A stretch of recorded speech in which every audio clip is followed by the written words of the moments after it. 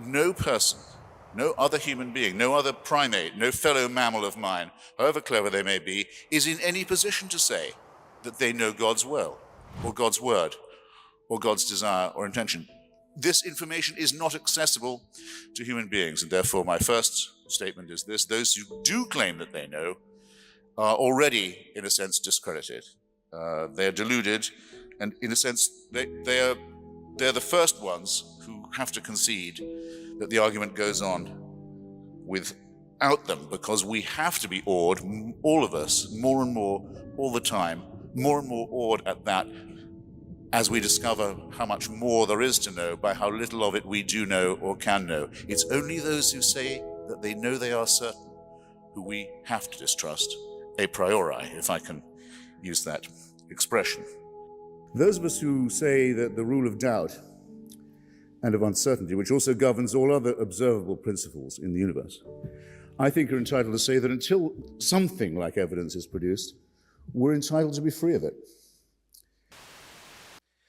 The same is true of our Muslim brothers and sisters. They say, you may not know it yet, but our prophet had the last revelation, the only one. Right, the final one. There's always a final revelation. Ultimate one. Yeah. Your revelations were not bad. We agree with you about the virgin birth. We agree with you about various of the more horrible Mosaic prohibitions. You notice that Islam plagiarizes from Judaism and Christianity only the most horrible bits and leaves out the Greek stuff. It does. But they do all that. They say, well, we even think you're people of the book. They tolerate you, in other words. They say, we tolerate you. I'm not going to be tolerated by these people. They say, but we've got something last and final, ultimate. You only need this one book. If you only get round to believing it, you would be happy. But we can't be happy until you do. Now, I'm very sorry. I'm extremely sorry to say this, and I'll put it as mildly as I can, but I decline to be spoken to in that tone of voice by anybody. I hope that's plain. Fair enough. I hope that's absolutely plain. I won't be talked to like that. I'm not going to be tolerated by the admirers of an illiterate Middle Eastern peasantry. No, I see that, I think we'd be better off outgrowing it. We've all, On this question of who's boss, and why I don't think the Eternal Father idea is a good one. I'm sure I'm not the only father here. I have 3 children. My job as a father is to get out of their way, is to do my best for them, and then make room for them. What if I was to say to them, oh, don't worry, I'll always be here? Not as in, I'll always be here for you, as in, I'm never going away. You'll never see the back of me. You'll never get to say goodbye, Daddy. No, I'll always be here. In fact, I'll be here long after you've died. In fact, I'm rather looking forward to that, because then I can sit in judgment on you. This is not even a benevolent form of despotism, is it? When you allow yourself to think about it. It's somewhat worse than I was saying before about the way that religion makes people first be terribly abject and then terribly solipsistic and arrogant and conceited. If it were true that all these things are attributable to an eternal Father who is unknowable except by those who claim, as Dr. Lennox does, sources of information denied to me and many other people, what would it mean at the minimum? It would mean we were living under an unalterable, unchallengeable dictatorship, which might or might not be benign. We've no assurance it would be benign. In my view, benign dictatorships are the worst, but that's another story. It would mean we were subjected to everlasting, round-the-clock surveillance, waking and sleeping. We would never have a private moment. Everything we did and thought would be known and supervised and invigilated and either rewarded or punished. Even Big Brother in George Orwell's 1984 couldn't be absolutely sure what all his subjects were thinking, but there was the crime of thought crime. You could be charged with it under the divine dispensation, no problem.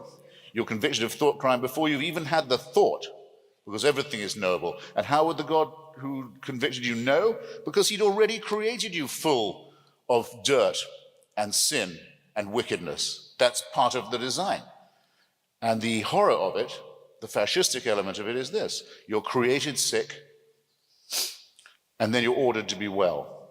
So you're created full of dirty thoughts and wickedness and wrong ambitions and impure and foul nature, and then you're told, you better cure yourself pretty fast, otherwise I won't be answerable for the consequences. This is the worst imaginable kind of unfreedom, and I have to say I distrust those who wish that it were true.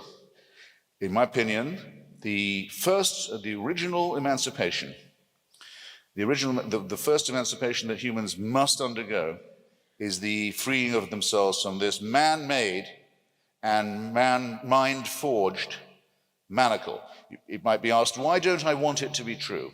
Why don't I wish it to be true? Well, I'll tell you, because once you admit that this despot exists, you will find yourself in the real world, in the here and now, subjected to the rule of man-made power, purely man-made power, ruled by other primates and other mammals who claim the right to do anything they want with you because they have God on their side and because their rule is divine. That when Joseph discovered that Mary was pregnant, he didn't suddenly believe in a miracle. He wanted to divorce her. Why? Because he knew exactly as we do where babies come from. He wasn't stupid, nor was he pre-scientific. And it took a lot of convincing for him to accept what I believe to be the true solution, that this was a unique miracle of God encoding himself into humanity. Okay. So, will you promise to do it quickly? So if your wife is pregnant and you know it's not you, the only alternative is that it's the Holy Spirit. That's a false... David Hume deals with this quite well. He says, in the case of the laws of nature being suspended, you have to ask yourself, have they been suspended in my favor, or am I possibly under a misapprehension? I think it's Thomas Paine who asks, which is more likely, that the laws of nature are suspended or that a Jewish girl should tell a fib? We have to grow up out of this stuff, you know? This question of the beginning of things is, of course, very important. And if you think that it must have had a beginner as well as a beginning, that it's not just a design or an apparent design, but it must have had a designer, you are only asking for another question to be asked, which is, who created this creator? Who designed this designer? Who fixed up this prime mover? Who was the prime mover for that prime mover? The common word for this in logic and some philosophy courses is it's an infinite regression. It doesn't really get you anywhere, but as I say, it wouldn't get you to religion, even if you could prove that there must have been a prime mover. It wouldn't get you to the worship of other human beings as if they were prophets or saviors or redeemers. It can't help you get there. You have to believe that as a matter of faith or not. You can't do it from physics. There's furthermore, I think, an almost insuperable ontological problem involved here. Suppose it to be true. Suppose that I concede it. Suppose there must be such a designer or an individual, an intelligence, something like a person that does this. How could I know it? Which person is smarter, sufficiently smarter, perhaps I should say, smart enough, smarter than me, smarter than anyone here, smarter, I dare say, even than Frank, to know this person and what's in his mind? I submit that it's not possible for another human being to tell you he knows this to be true, any more than it's possible for me to tell you, which I don't try and do, because I'm not unreasonable in this way, that I know it isn't true. But don't you see that there's all the difference in the world between my saying I can't know it and Frank saying, well, I can't prove it, because he wants you to believe it's necessary so that you will then become Christian. And I say that that's a leap that you simply cannot make, and you certainly can't make on the basis of evidence. And I think the religious would be much better to leave evidence alone where they don't excel and to concentrate on faith, where at least they can claim some kind of monopoly. If we were only discussing ontological questions, that would be all very well, and it could be quite amusing. I could say that you require a higher degree of standard of proof for your proposition than I perhaps do for mine, and you'd probably accept that, and so forth, and we could go back and forth. But we'd be paltering again with the essence of the matter, which is this. The difference between the theist and the deist is as follows. The deist says, may not make sense without some kind of designer. The theist says, when I tell you what to do, Christopher, I have God on my side. The deist says, he can tell what God wants of me what length I should shave off the end of my penis, if I'm a boy or have a male child, or off the clitoris if it's a female child. He knows to the exactitude what the proportions of that should be, what the diet should be, what the dietary laws ought to be, who I should sleep with, and in what position. And various other things. And since God doesn't ever directly appear and say, do it this way, it's done for him, and this is really convenient, by human representatives who claim to act in his name. So that's why I think your standard of proof should be a great deal higher, because if the reason this point is important to you is because it would mean real power in the only world that actually exists, which is the material world, of you over me. And you wonder why I'm not keen. If Jesus and Muhammad and Abraham and Moses had never been born, which in any case I tend to doubt, or that if all the stories told about them were untrue, if that was suddenly to be found and everyone had to admit it, some people I know would go into a panic. Now what will we do? We have no morals suddenly. What could be more nonsensical than that? As a matter of fact, the position we occupy would be precisely the same as it is now. If none of these texts had ever been written, if none of these supposed utterances had ever been made, we would still have to reason together about how to treat one another, about how to build a just city, and about how to have irony and a sense of humor. So that's my answer. And I think the idea that there's a supernatural dictatorship required for us to think about our duties and responsibilities to each other is the most sinister idea ever invented. These questions cannot be referred up to a celestial dear leader. We do not live and do not wish to live, fortunately in any case don't have to live, in a divine North Korea. Thank you. I think most of human history and most of myth and religion has been a question of refining our understanding of things we can't control. So when our ancestors were alone and without any building or farming yet as being an idea, we were hunter-gatherers, as the phrase is, their children looked at the mothers and fathers and they said, what is it that pushes leaves out of trees? It's something that's beyond our control. I know if I pick a stone up, the stone is picked up. But what is the power behind a leaf coming out of a tree? Happens every year. What is this fire that comes out of a mountain? What is the water that drops out of the sky? These are things over which we have no control. And so it's very natural that our ancestors gave them personality. It's the first thing we do. It's as much art and literature as it is religion to make a story out of these forces. And so you name a god of the mountain that roars fire, you name a god of the clouds and the thunder, and you have a god of nature and of growth and the harvest and one of decay, and you make rituals out of it. But then slowly you begin to understand them. And each one that you understand, the god disappears. And I think Plato and the Greeks understood the idea of heaven. Although they talked about God and heaven, they knew them exactly as a model, as an idea. There is an ideal to which we strive. And the Greeks are constantly striving towards something better. They don't believe, as Simon Raven, the novelist, put it, the genius of the Greeks lay in this understanding of eschatology, of the idea of a life after death. And it was put by Sinon, I think, the Greek, who said, any single person who tells you that they know what happens to a human being after they have died is either a liar or a fool. It's a simple and obvious thing to say, but the Greeks had that. And it's mysterious to us because we tribally and for hundreds of years, almost 1,500 years, struggled to have such a simple, honest, open idea. Yeah. Anybody who tells you what happens after you die is either a fool or a liar. Stephen, I've read you saying somewhere that we must believe there is no life after death. Oh, yes. And because we will live a very bad life unless we do believe, because if we think this is just a preparation. Absolutely. For us. Yes. Yeah. I remember being shocked, before he shocked us for other reasons, by Mel Gibson. When I know but he was being interviewed. This is in the 80s, at the very height of his young stardom, when he was the coolest man on the planet, actually. And I had no idea that he belonged to this particularly severe Catholic sect in Australia that his father was a member of. But the interviewer said, I believe I've read somewhere, Mel, that you believe in life after death and in God. And Mel Gibson said, well, I know one thing for a fact. There's got to be more to it than this. I thought, what? What?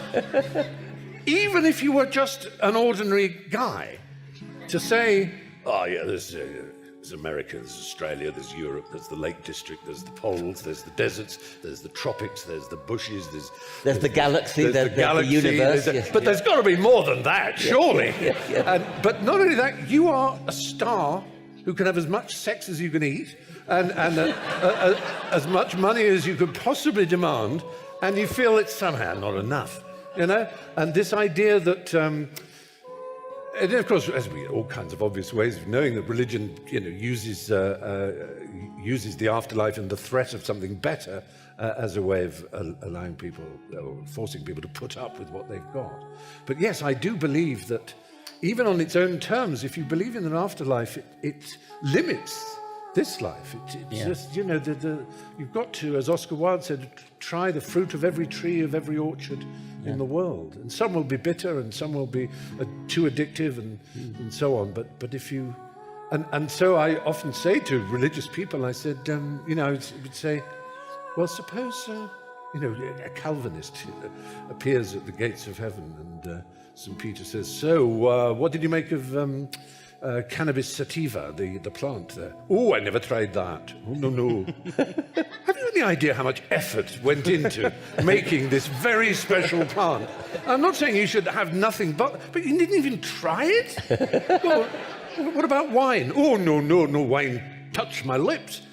You fucker, do you know how complex the grape is? Unique of all fruits, you don't have to add sugar for it to turn into this remarkable drink, and you didn't even bother to try it. That's such an extraordinary idea. I mean, you should, on your deathbed, you should be going, damn it, I never drank milk from the armpits of a Nepalese virgin, or whatever it is that, I don't know, that wouldn't be my particular one, but some people, I never climbed Kilimanjaro, I never, there's so much.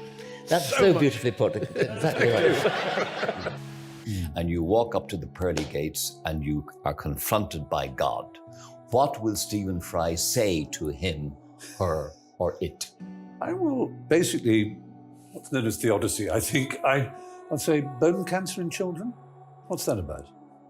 How dare you? How dare you create a world in which there is such misery that is not our fault? It's not right. It's utterly, utterly evil. Why should I respect a capricious, mean-minded, stupid God who creates a world which is so full of injustice and pain? That's what I would say. And you think you're going to get in on No, that? but I wouldn't want to. I wouldn't want to get in on his terms. They're wrong. Now, if I died and it was Pluto, Hades, and if it was the 12 Greek gods, then I would have more truck with it, because the Greeks they didn't pretend not to be human in their appetites and in their capriciousness and in their unreasonableness. They didn't present themselves as being all-seeing, all-wise, all-kind, all-beneficent. Because the God who created this universe, if it was created by God, is quite clearly a maniac, utter maniac, totally selfish. We have to spend our life on our knees thanking him? What kind of God would do that? Yes, the world is very splendid, but it also has in it insects whose whole life cycle is to burrow into the eyes of children and make them blind.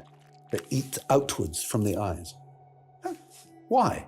Why did you do that to us? You could easily have made a creation in which that didn't exist. It is simply not acceptable. So, atheism is not just about not believing there's a God, but on the assumption that there is one. What kind of God is he? It's perfectly apparent that he's monstrous, utterly monstrous, and deserves no respect whatsoever. The moment you banish him, your life becomes simpler, purer, cleaner, more worth living, in my opinion. I'm just saying, if there is a loving God, how come children get bone cancer? Answer me that. It's that simple. It's not a game. I'm not trying to be funny. It's just, how can you begin to say there is a loving God and give children bone cancer? So they howl and scream in agony and die. Or because I want them in heaven. That's a ridiculous nonsense. That can't be true. There are certain things that science can't explain. But if you actually decide to believe in science, you have to accept the one big miracle that happened at the beginning, which is the Big Bang. You don't. And there's no question about what happened before it. But that's exactly my point. What happened before God then? It's exactly the same argument. It's meaningless. It's basic logic collapses that point of Russell straight away. Yes, of course. Listen, there's this rather feeble thing that people say is science doesn't know everything, and the assumption therefore is that you can then proceed as if what you've said is science knows nothing. All right, there isn't a scientist alive who claims that science knows everything. Any scientist would be incredibly disappointed if they felt that the end of science had come and the last sum had been done and that the last apprehension about the universe had been made. I mean, look at the Large Hadron Collider. They're all terribly excited at the possibility that the Higgs boson field won't be discovered, won't be proven. And then the Standard Model will have to be totally rewritten, and that'll be something thrilling for scientists. If you want to hear something that a scientist usually says, it's "I don't know," because that's basically the tool of science is to take your ignorance and to try and find out. It's that simple. The pleasure of finding things out, as Richard Feynman called it. Now, as humans, we don't spend our time, unless we are scientists 24 hours a day, just finding things out. We live, we love, we make mistakes, we wonder why this happens to us in a metaphysical, emotional, moral, social, sexual way. We have all kinds of worries and fears and disturbing thoughts about life in the universe. And science can't even begin to cover them, and no scientist would claim that it does. But that doesn't mean that Genesis is true. That doesn't mean that Sunni Muslims are right to blow up Shiite Muslims. It doesn't mean that that Hindus are right to blow up Muslims in India. None of that follows from the basis that science doesn't know everything. Science doesn't know everything, therefore I'm going to ram my religion down your throat and tell these women what to wear in public and whether or not they can go to school. How does that make sense? I'm curious, how many of you consider yourselves to be devout Muslims? See a show of hands. Don't mean to single anyone out, but not many. Now, you're all aware, of course, that the Quran exists and claims to be the perfect word of the creator of the universe. You're aware that once having heard of this possibility and rejecting it, you're all going to hell for eternity. I mean, needless to say, Dr. Craig and I are both going to hell if this vision of life is true. The problem is that everything Dr. Craig has said tonight, with a few modifications, could be said in defense of Islam, in fact, has been said in defense of Islam. Okay, the logic is exactly the same. We have a book that claims to be the word of the creator of the universe. It tells us about the nature of moral reality and how to live within it. But what if Muslims are right? And what if Islam is true? Okay, how should we view God in moral terms? How would we view God in moral terms? Or I should say Allah. We have been born in the wrong place, to the wrong parents, given the wrong culture, given the wrong theology. Okay, needless to say, Dr. Craig is doomed. He's been thoroughly confused by Christianity. I mean, just appreciate what a bad position he's now in to appreciate the true word of God. I've been thoroughly misled by science. Okay, where is Allah's compassion? Okay. And yet, He's omnipotent. He could change this in an instant. He could give us a sign that would convince everyone in this room. And yet he's not going to do it. And hell awaits. And hell awaits our children because we can't help but mislead our children. Okay, now just hold this vision in mind. And first appreciate how little sleep you have lost over this possibility. Okay? Just feel in yourself at this moment how carefree you are and will continue to be in the face of this possibility. What are the chances that we're all going to go to hell for eternity because we haven't recognized the Quran to be the perfect word of the creator of the universe? Please know that this is exactly how Christianity appears to someone who's not been indoctrinated by it. Well, as we've begun to see, one of the problems with arguing in defense of God is that the evidence in your favor is either terrible or non-existent. What we've heard from the other side and from the middle is that science is so complicated and counterintuitive and obviously incomplete that this leaves room for the God of Abraham. Okay, that's basically the argument. That the scientists don't understand everything. We don't understand how the first complex molecules self-assembled. Indeed, we don't. Scientists are the first to admit when they don't know. So the arrogance is very much on the side of those who would put their Iron Age faith in the place of genuine scientific ignorance. Now, the other side has been playing hide the ball with the articles of faith. Okay, let's be very clear about this. I will speak about Christianity specifically just for ease. Christianity is based on the notion that the gospel account of the miracles of Jesus is true. Okay, this is what you have to reject Christianity. You don't have to prove the universe to be absent of God. You don't have to, in the same way that you don't have to go find that Poseidon or Zeus or any of the thousands of other dead gods are absent from the universe. With Christianity, it is a textual claim about the veracity of the Bible. Consider what this amounts to. Bible scholars agree that the first Gospels were written decades after the life of Jesus. Decades. And of course, we don't have the original manuscripts. We have copies of copies of copies of ancient Greek manuscripts, which have thousands, literally thousands of discrepancies between them, many of which show signs of later interpolation, which is to say that people added passages that then became part of the canon. There are whole books of the canon, like the book of Revelation, which for hundreds of years were not included because they were deemed false gospel. There are other whole books, like the Shepherd of Hermas, which you probably haven't heard of, but for centuries it was considered part of the canon, and then was later jettisoned as false gospel. Generations of Christians lived and died being guided by gospel that is now deemed both incomplete and mistaken. Think about that. So this process, this all too human process of cobbling together the supposed authoritative word of God, is a very precarious basis to assert the claims of Christianity.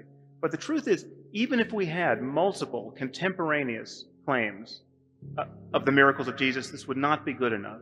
Because miracle stories abound even in the 21st century.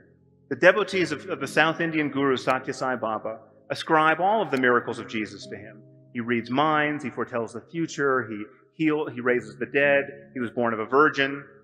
Okay, Satya Sai Baba is not a fringe figure. You might not have heard of him, but they had a birthday party for him a few years ago, and 1 million people showed up. There are vast numbers of people who think he's a living God.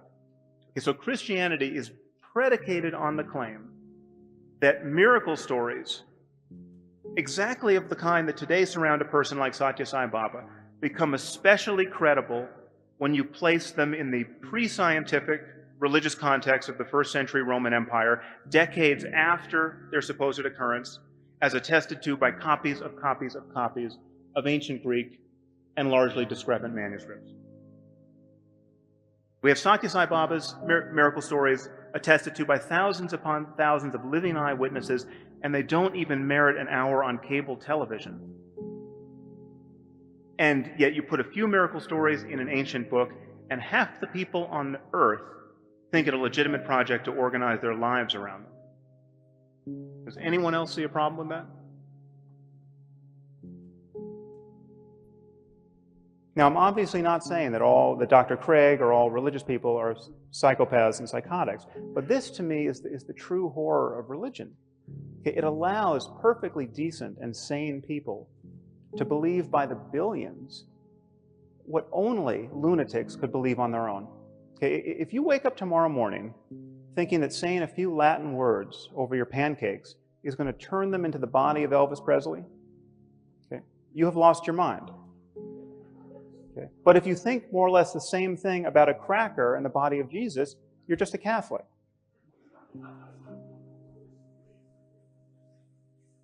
And I'm not the first person to notice that it's a very strange sort of loving God who would make salvation depend on believing in him on bad evidence. Well, I want to return to this core issue, which is belief, because that really is the issue. Without belief, religion evaporates. Without belief, science evaporates. We're talking about claims and their evidence. And we're talking about what you think is true about the nature of the universe. Presumably you don't believe in Zeus. If someone stood here and said Zeus was the greatest scientist, you would not have applauded. Okay, let's talk honestly about what we think is true.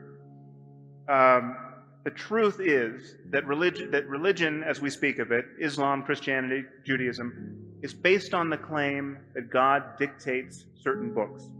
He doesn't code software, he doesn't produce films, he doesn't score symphonies, he is an author. And this claim has achieved credibility because these books are deemed so profound that they could not possibly have been written by human authors.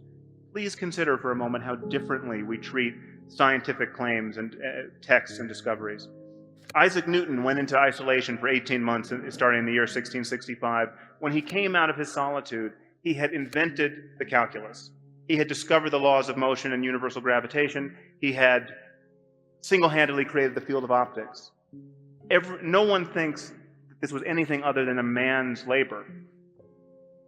And it took 200 years of continuous ingenuity on the part of some of the smartest people who ever lived to substantially improve upon Newton's work. How difficult would it be to improve the Bible? Anyone in this room could improve this supposedly inerrant text scientifically, historically, ethically, spiritually, in moments. If God loves us and wanted to guide us with a book of morality, it's very strange to have given us a book that supports slavery, that demands that we murder people for imaginary crimes like witchcraft. The true basis for hope in our world is open-ended conversation, and religion has shattered our world into competing moral communities. What we have to convince ourselves of is that love and curiosity is enough for us, and intellectual honesty is the guardian of that.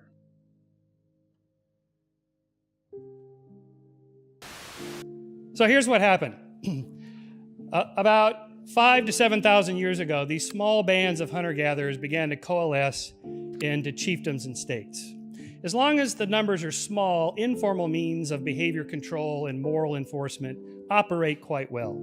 As soon as the numbers are too large for these informal means, shunning, making people feel guilty, gossiping about them, making them feel embarrassed for their bad behavior, as soon as the populations are big, there's too much opportunity for free riding and for cheating the system and taking advantage of it and getting away with it. So two institutions evolved. Government to set up a set of rules and everybody gets a copy, and religion, in case you think you got away with it, you didn't, because there's an eye in the sky that knows all and sees all and keeps track of this.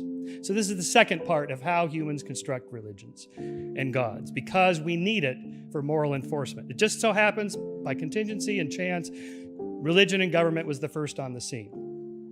Now, what's happened in the last several centuries since the Enlightenment, in addition to the trajectory that Professor Krauss outlined for you, science displacing religion as the primary means of explaining how the world works, something else has also happened.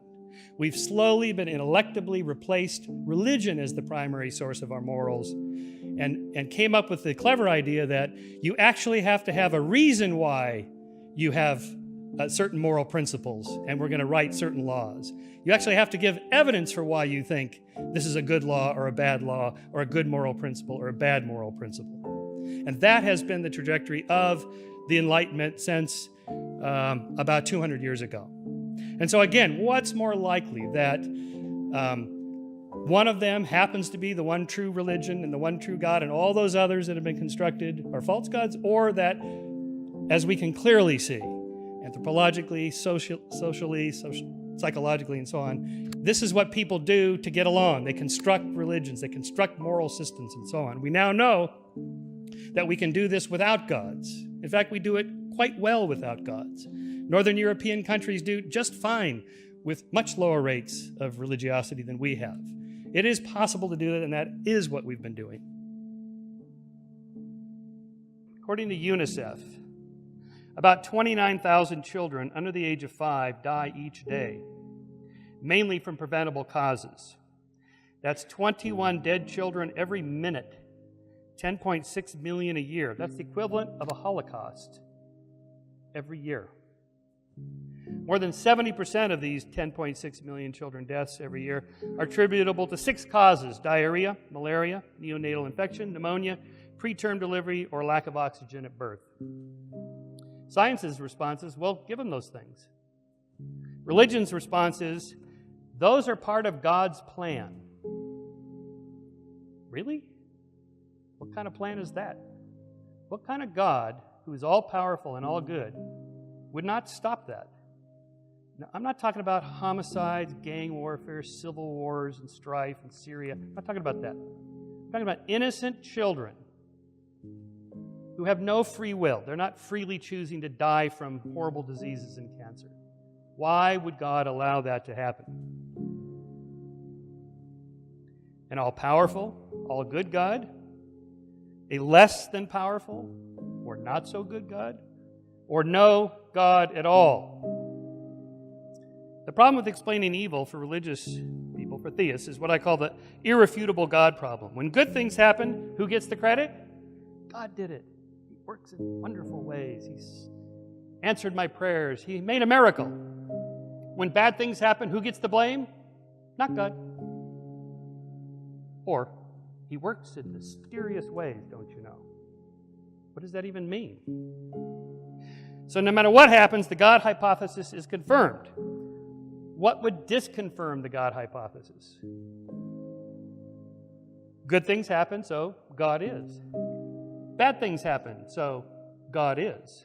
What would have to happen to refute this causal explanation of evil? In the Christian worldview, nothing can refute it. It's irrefutable. It's a simple assertion. It's true by asserting, I hereby say it's true. And that which can be asserted without evidence can be dismissed without evidence. The solution to this evil, we are told, is to accept the sacrifice of the deity, which exonerates you from anything you did in your life, no matter how evil it might have been. Just think about that.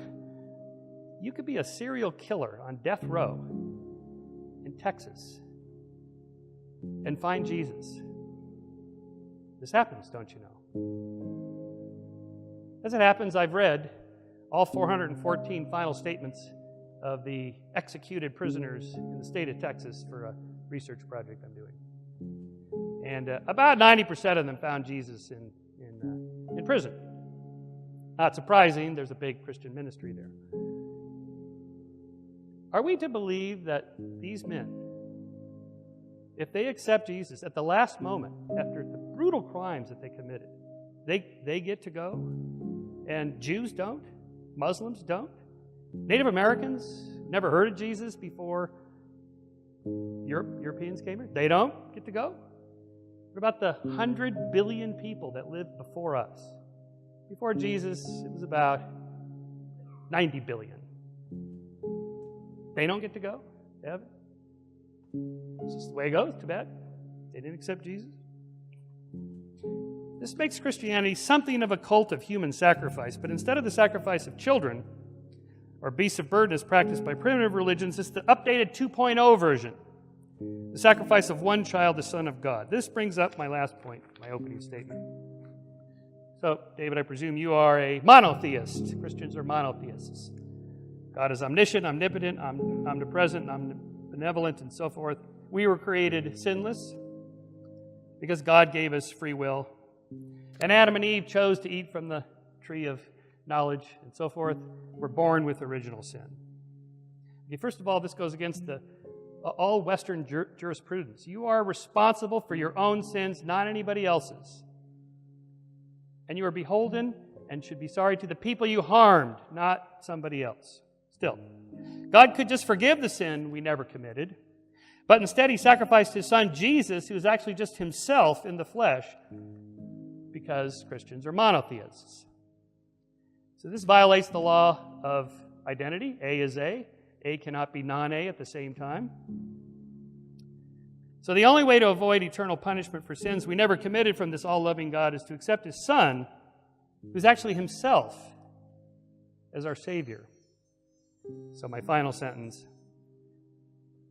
So God sacrificed Himself to Himself to save us from himself. This is barking mad.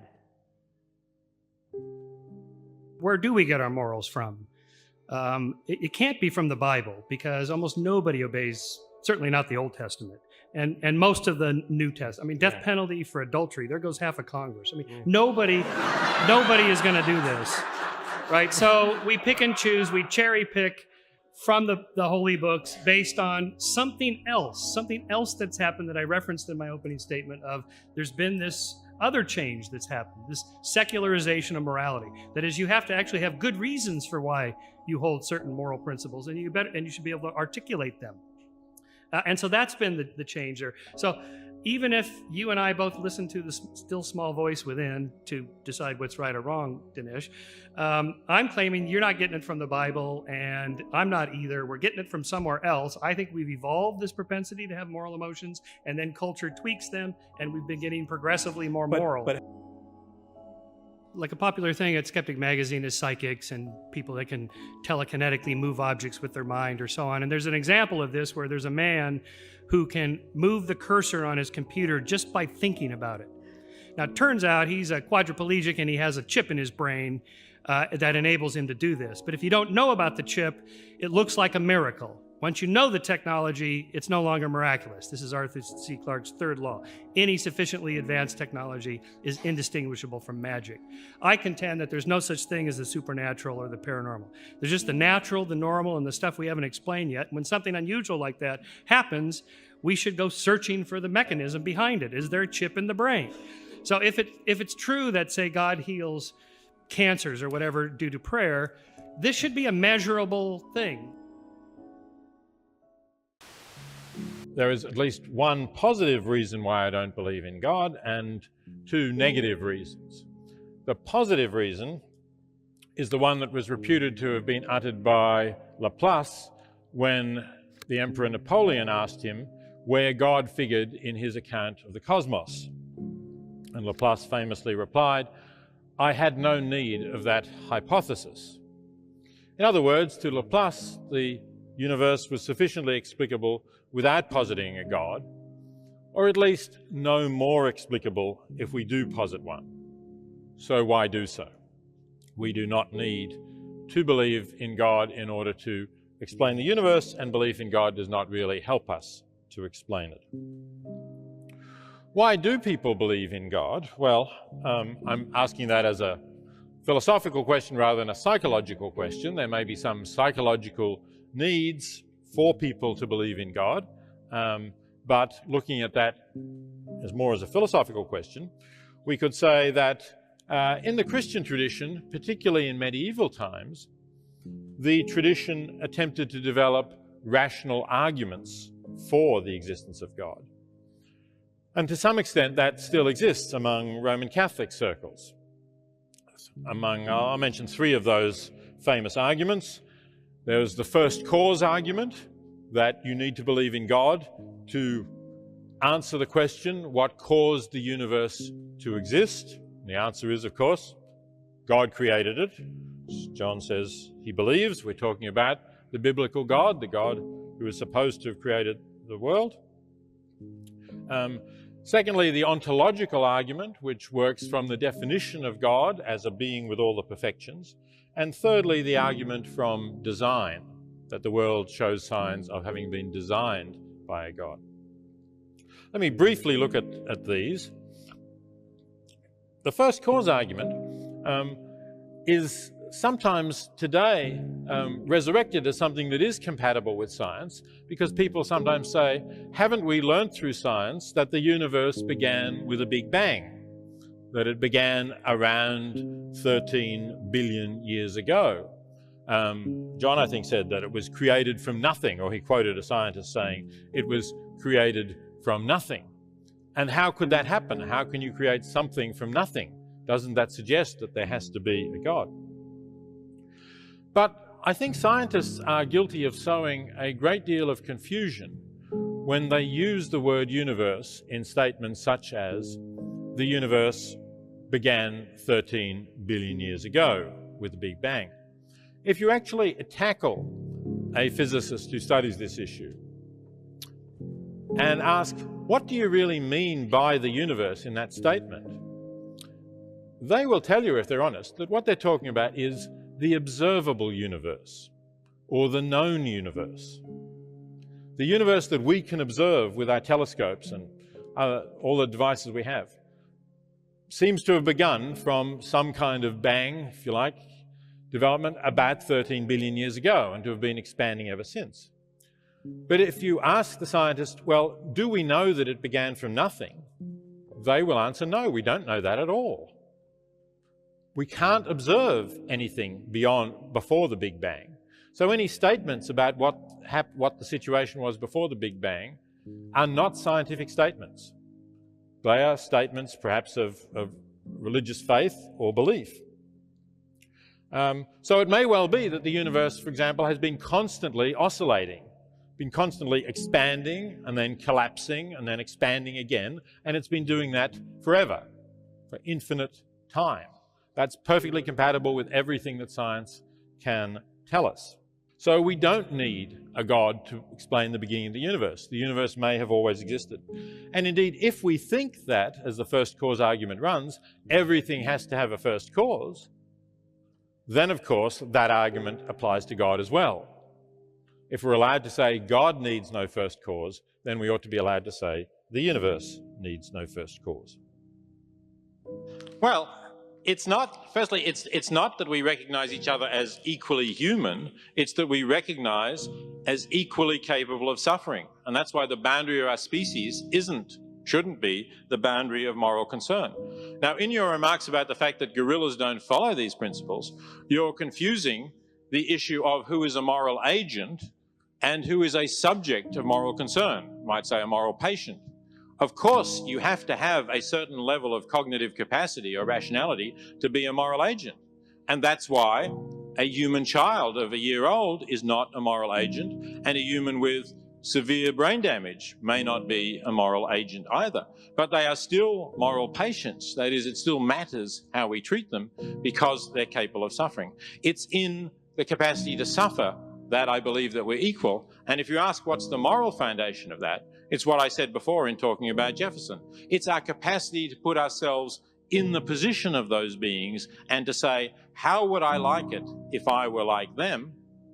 And answer, I wouldn't. And that, incidentally, is not specifically a Christian. You've recognized the golden rule, of course, but that's not specifically a Christian, nor even a Judeo-Christian precept, but one that you find in many other cultures. In fact, I would say in every culture with a developed ethical tradition.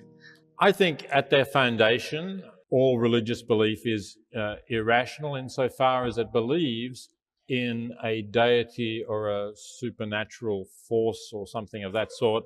But I put it that way because it depends a lot what you call a religion. For example, Buddhism is often regarded as a religion, but at least in its purer forms, it doesn't presuppose the existence of a deity. I think Buddhism is an interesting example where if you look at the practice of Buddhists in many countries, they become superstitious and they appear to believe that putting prayers somewhere or lighting a candle or something or other is going to somehow affect something that they're hoping for or make things go well. But I think in purer forms of Buddhism that isn't true. So you could say that Buddhism is perhaps a philosophical, ethical way of life rather than a religion. And if you take that out of the religious teaching and other things like Buddhism, then I would say that all of those religions are ultimately irrational. Now, some may be more irrational than others. Some may have stranger and weirder and more bizarre beliefs than others, undoubtedly. But I think that given, and I should say also, given what we know about the world now, I mean, I don't think it was necessarily irrational for people to have religious beliefs before we could explain things. I mean, if you were living in earlier times and you saw thunder and lightning, maybe it wasn't irrational to think, wow, there's some great big guy up there who's angry and is, you know, making this noise and these flashes. But, you know, now we understand what thunder and lightning is, and we have no reason to believe that that is in some way a sign of a God.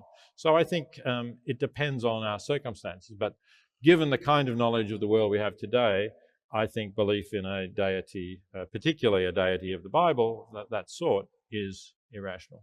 At least the theist can console the sufferer and say, well, this life is not the only thing that there is, and give them hope of eternal life after death and so on, that this is perhaps, again, an explanation for the prevalence of religion. An explanation because it offers us comfort in a universe that does perhaps appear to many people to be bleak, especially if you've been brought up with the belief that the universe has some kind of overarching purpose and we're going to live eternally and so on. It can seem bleak to say, no, there really is no overarching purpose to it, it just exists, and we are mortal. We're going to be on this earth for 10 or 20 or 50 or 70 or 80 or if we're very lucky 100 years, but that's really going to be it. That's all there is. After that, the body dies and consciousness does not survive. I can easily understand why people find it consoling to believe that that is not true, but that should not be a reason for you to believe it to be true. We can't just shape the universe in accordance with our wishes and desires. We can tell ourselves all sorts of fairy stories in that way. I think we have to look at the universe as it is. And although it may appear bleak, I think it's still a fascinating place, a place in which we can have our own purposes. There's no, as I said, no overarching purpose to its creation, but we can still feel we are here in the universe. There are many things we can do. Things, of course, we can do things that we enjoy, but we can also find purpose in trying to reduce the amount of suffering that exists in the world, which, as I've said, both atheists and Christians do. And we can feel that if we have, by the time we die, by the time we reach the end of however many years it is, we have left the world a somewhat better place than it would have been if we'd not lived, then at least perhaps we can die with some sense of fulfillment and satisfaction because we have done that. And for me, I have to say, that's enough, and that's all that I can believe in. I think people think when we criticize religion, we're criticizing people who are religious, which couldn't be further from the truth, because we think they're victims too. Absolutely. I mean, the word Islamophobia is all about that. People think that if you criticize Islam, you're criticizing Muslims. Quite the contrary, they're the primary victims of Islam. Well, I think the really sick-making thing is people who think because they're agnostic and we can't know for sure, therefore the likelihood is 50-50. Yeah, very different. I mean, I'm agnostic, but I believe that the likelihood is about 1% or less. That's not really agnostic, is it? Yes, it is. Yes, if we accept that we don't know, if it's a default, we don't know, no one's come back from heaven, no one's proved it. You can't prove the non-existence of something, and why would you? The periodic table of non-existent things is infinite, you know? It's like... so if we accept that, that's a knowledge, that's a category of knowledge. But if you just say, what do you believe? You have to step up to the plate. You have to say what you believe. And if you don't believe in any God, right, you're an atheist. That's the other misconception. People think that atheism is denying the existence of God, right? It's not. It's just not accepting the claim that there is a God. You know. But if there were three doors, which says God exists, God doesn't exist, I don't know. That doesn't make sense. There's three doors. It says God exists. It doesn't exist, I don't know. But you not knowing is irrelevant to where there is or isn't a God. Again, you've done a sleight of hand there on a category mistake, because one is knowledge and two are beliefs, right? I haven't even finished my question. No, what? No, there's always... I'm saying three is always there. If you had to choose one... Yeah. I believe there's a God. I don't believe there's a God. I don't know is irrelevant then, isn't it? The other question, of course, I would have is, and this is a common sense question, is why did God choose Arabic or Aramaic or Greek? I mean, doesn't he speak English? Or the Americans always think he does, which is why they invented the Mormon religion. So the question I want to ask is, what makes sense is to ask not the details of the Quran, which I don't want to dwell on, because it's just one of 1,000 different religions, all of which make the same claims, and all of which if you look at them a priori, are equally ridiculous from a priori common sense notion. For example, and I got this from my late friend Christopher Hitchens. Is it sensible to assume that humans evolved in their present form somewhere between 250,000 to 1 million years ago? So you have a God who creates a universe and has 4.5 billion years of life evolving, and then Homo sapiens evolve and live in incredibly awful conditions and for 250,000 years, and suddenly, in the middle of the desert, in a cave where no one can see it, he takes some poor schmo and says, I'm going to tell you the truth. And not only that, I'm going to allow you to save humanity. And in fact, if people don't believe you, they're going to go to hell for eternity. And we can talk in great length, in great sadomasochistic length about the torture they're going to have, and we can all enjoy it. Now, what about all those poor 250,000 years of people, of real people who were struggling to exist and survive, those poor people who were existing before that God decided to give his revelation to Muhammad? Why that? Why would a sensible God wait that long? And of course, the interesting question you have to ask is, why are the revelations always done when no one can see them? If you're asking a court of law, you'd say, well, you know what? It just doesn't make sense. Why don't once it doesn't call down from the sky so everyone can hear them? Why is it always given to people in private who then claim they've had a revelation? Now, why should I believe Muhammad's revelations any more than anyone else's? In fact, there's a young woman in the United States, in my country, who, as you know, had a revelation. You may know this. She had a revelation. God told her to drown her 4 children in a bathtub. And she did. Because God told her. She heard it. She heard it. She had a revelation. It was real. She heard words of incredible harmony and beauty that she'd never experienced before in her life, and she drowned her 4 children. Okay, now she's in a mental hospital for good reason. In the greater scheme of things, there are probably worse things than people believing in all the different gods. It doesn't affect me because I'm free and liberated and safe. But yeah, you can still be annoyed. It's ignorance that annoys me more than anything. Whatever it is, it's not. I don't want to keep going after religion because that's only one form of this belligerent, willful. And it's not even that. It's you can't sort of help what you believe in. Most people aren't going around thinking this will annoy people, or I'm trying to oppress people's rights. They just think, I believe in God because that's how my brain worked when I was little, and now I think, yeah, there's probably a God. And most religious people aren't crazy. It's something else. Again, it's something, you know.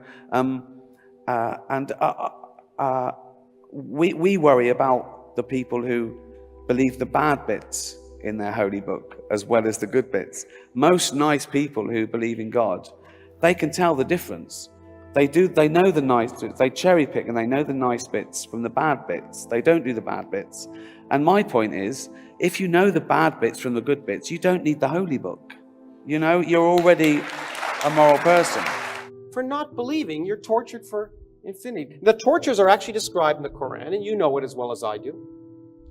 And the point is, if you just ask yourself common sense, if you were a divine being, say you had an ant colony that you made in your house, would you be offended if those ants didn't pay homage to you well, let's start with 50 times a day before Muhammad cut it down to 30 and then 5. Would you be offended if those ants didn't pay homage to you 5 times a day?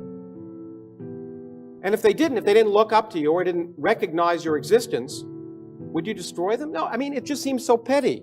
So why should we believe in a hateful, unmerciful, petty, sadomasochistic, homophobic, sexist God? It's just irrational. It's not sensible. There's nothing. And the point is, and I don't want to single out Islam here. And I know I'm offending some people, but the same is true for the God of Moses. Okay? If you really believe that the scriptures were literally true, the morals in that book are reprehensible. So arguing that something doesn't make sense to you is based on the fact that the assumption that you know what's sensible in advance. But we don't know what's sensible in advance until we explore the world around us. Our common sense derived from the fact that we evolved on the savannah in Africa to avoid lions, not to understand quantum mechanics, for example. As I've often said, common sense, our deductions might suggest that you cannot be in two places at once. That is crazy. But of course, an electron not only can be, but it is. It doesn't make sense because we didn't evolve to know about it. We've learned about it. We force our idea of common sense to change. It's called learning. Some people would rather read an ancient book than learn. And this has been a very good evidence of that. For example, to say something is inconceivable just means you can't conceive it. But the great thing about the universe, and the reason that I do science, is that the universe has a much greater imagination than we do. In fact, there are more things in heaven and earth than are dreamt of in your philosophy. And that's what's wonderful about the universe. Things that are inconceivable happen all the time. And what that does is that expands our mind. And expanding our minds to conform to the evidence of reality is common sense. And that's what, when you call atheism, that's what that is. That's just saying, I'm going to accept the evidence of reality, and if something seems like it contradicts the evidence of reality or is irrational, I should question it.